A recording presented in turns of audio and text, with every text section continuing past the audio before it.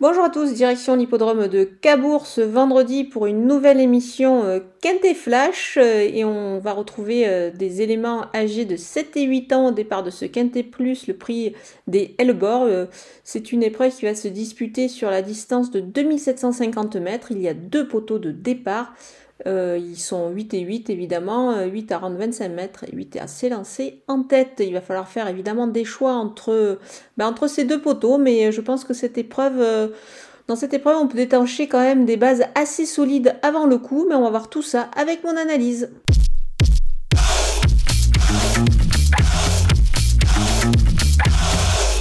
On attaque avec mes bases et le numéro 14, Falco du Douai. Quand il est pieds nus, c'est bien mieux. Et surtout avec Gabi Léger-Lormini qui est aux commandes. Il a déjà gagné avec justement ce driver. C'était lors de sa dernière victoire. Donc on peut dire que ce duo fonctionne plutôt bien. C'est pour cette raison que j'y crois beaucoup ici. Le numéro 3, Forever Stone, c'est un cheval régulier. Je pense qu'il devrait briller dans ce lot-là. Il est configuré en étant plaqué ici.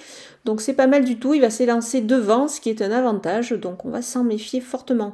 Le numéro 11, Falco des Roches, sa dernière sortie est plutôt intéressante. Je pense que dans ce lot, il est capable de réaliser une nouvelle belle performance, donc j'y crois, même s'il doit rendre 25 mètres ici. Du côté des opposants avec le numéro 7, Écrène du Lion, c'est un engagement qui est plutôt favorable en tête, le cheval est en forme, il est tout à fait logique d'y croire avec lui.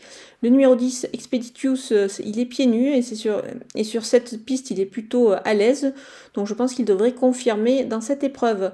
Le numéro 15, Eoi Deol, très efficace au monté, toutefois il peut profiter de ce bel engagement pour s'illustrer à l'attelé. Moi, je pense qu'il a sa chance ici.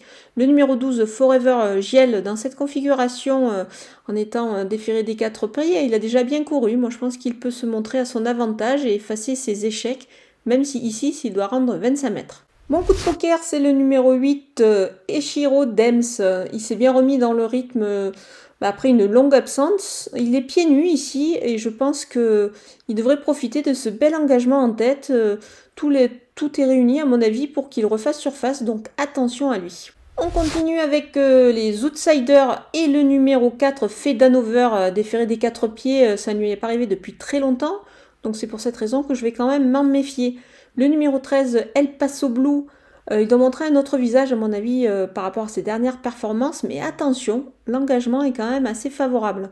Le numéro 16, Franklin Park, Franck Nivard a été appelé en renfort pour le driver. Moi, c'est pour cette raison que je m'en méfie, comme de la qualité de l'engagement, c'est le plus riche du lot. Allez, on termine avec les délaissés, et j'ai pris un petit peu de risque dans cette épreuve en éliminant quand même pas mal de concurrents, et notamment le numéro 5, El Paco. Il est ferré ici, ça me paraît un petit peu compliqué avant le coup, jugé sur ses performances. Le numéro 6, Elvira Sauton, pieds nus, mais c'est quand même pas évident de la cerner, cette jument, c'est pour cette raison que ici je préfère m'en passer. Le numéro 9, Éole de Rio, l'engagement n'est pas terrible et il est décevant, donc toutes ces raisons pour l'éliminer ici. Le numéro 6, Echo, si, il a gagné cette course l'an passé, mais il ne se présente pas ici cette année dans les mêmes conditions et dans la même forme. C'est pour cette raison que je préfère l'éliminer. Le numéro 2, Fatal Gwen, il a déjà bien couru ici sur cette piste, mais il doit quand même rassurer, c'est pas évident ces derniers temps. Voilà, on a passé en revue tous les partants de ce Quintet Plus de Cabourg. Je vous laisse avec ma sélection et mes conseils de jeu.